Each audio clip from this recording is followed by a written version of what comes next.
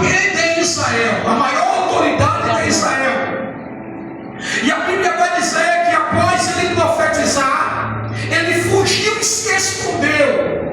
A sua profecia teve uma durabilidade de 3 anos e meio. E quando ele fugiu, o próprio Deus falou com ele: vai ali, se esconde no Quirete. Quirete quer dizer colocado no tamanho certo. E a Bíblia diz que ele se esconde no Quirete. A Bíblia diz que enquanto ele está escondido, Acabe está procurando ele por toda a terra. A Bíblia vai dizer no capítulo de 1 de Reis, capítulo 18, versículo 19, quando chega o tempo em que Elias se apresenta a Israel, vai acontecer uma chacina em Israel, porque Jezabel dá ordem para que mate todos os profetas do Senhor. Ser profeta hoje é bom, porque os profetas hoje querem viver no conforto da sua casa. Os profetas de hoje querem viver na ostentação do luxo. Mas ser profeta bíblico é saber o que é enfrentar uma perseguição, é saber enfrentar o que é uma cadeia, açoite, tronco. Então, o mundo moderno em que nós estamos vivendo, muita coisa está mudando, e mudou para pior, porque não se levanta mais profeta como antigamente, como Elias, de confrontar pecado, porque você pecar contra pecado hoje se tornou indireta.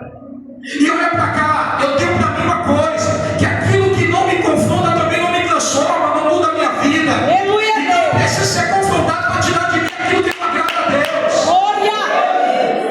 E quando Elias ele profetiza, Deus diz: você vai se esconder, porque Deus achou que Elias um homem de coragem, um homem que pregou contra o sistema. A Bíblia vai dizer que nesse período o próprio Deus alimentou Elias, experimentou da providência de Deus. A Bíblia diz que os corvos traziam alimento para ele, pão e carne, pela manhã e pela tarde, porque Deus é com aquele que ele levanta, e quando Deus levanta, ele garante, ele sustenta. Glória a Deus. A Bíblia vai dizer que neste período que ele está escondido, os profetas do Senhor começam a ser mortos por Jezabel, irmãos. Se houvesse profeta ali, ela matava. A Bíblia vai dizer que neste período Israel está prostrado diante da idolatria, diante da apostasia.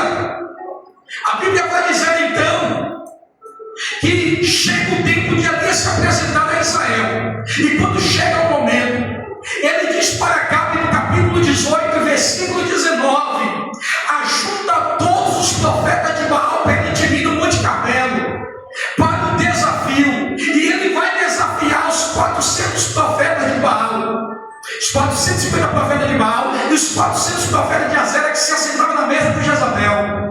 Elias é um homem de Deus, ousado, cheio do Espírito. Aliás, o seu nome quer dizer quem é como o Senhor, ou Deus é o Senhor, ou o Senhor é Deus. É o nome de Elias.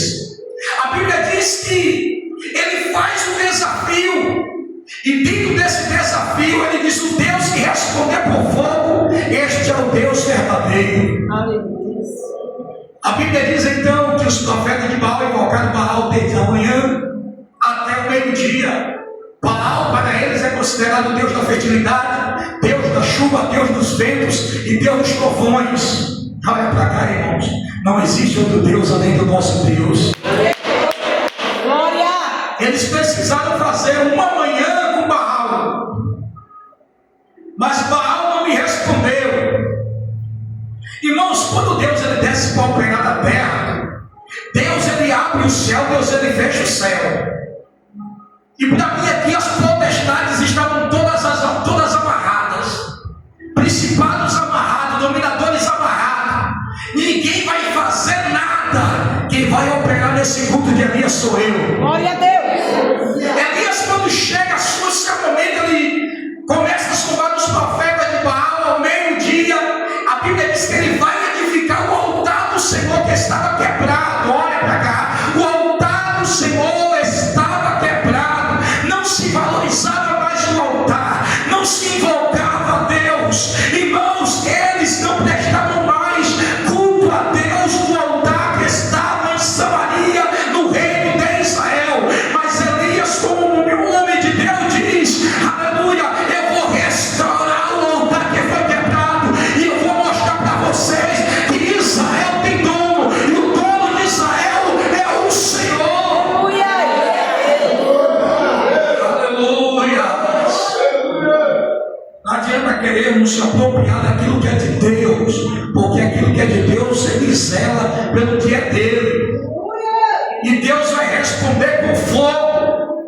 E todo o povo, quando vê o fogo cair, na empolgação de ver o fogo, porque tem gente que não aguenta ver o fogo, né? Que nesse momento que vê o fogo, ele cria um entusiasmo, uma empolgação, e todo o povo clama. Quando vê Elias orar em uma oração de menos de 30 segundos, ele diz: Senhor, tudo isso eu tenho feito em teu nome, agora, Senhor, faz trazer, reconstruir o coração deste povo, e mostra que tu és o Deus de Israel. E Deus vai responder com fogo, e o povo cai dizendo: só o Senhor é Deus, só o Senhor é Deus, só o Senhor é Deus.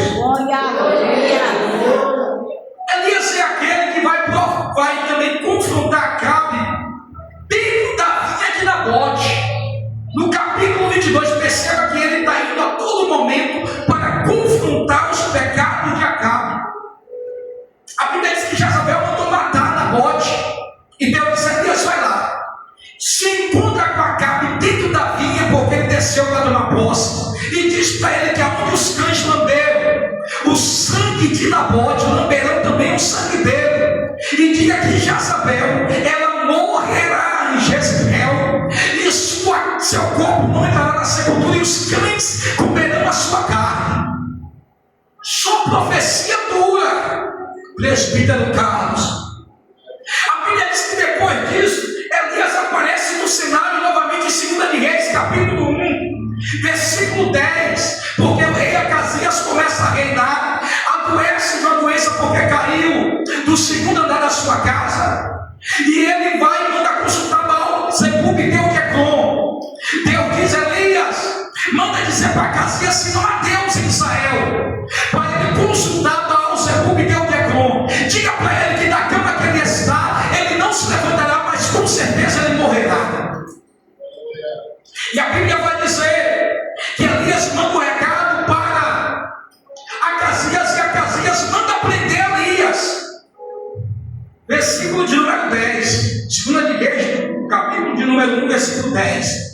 E quando manda 50 soldados e o seu capitão prender Elias, Elias disse: se eu sou homem de Deus, que caia fogo do céu. A Bíblia diz que cai fogo do céu, consome os 50 e o capitão. E assim acontece também pelo segundo comandante, segundo capitão, e o segundo os 50 soldados novamente. Até que o terceiro se humilha, e Elias vai e entrega o recado direto para Acasias. Então esse texto que a gente leu é o único texto onde há um escrito de Elias.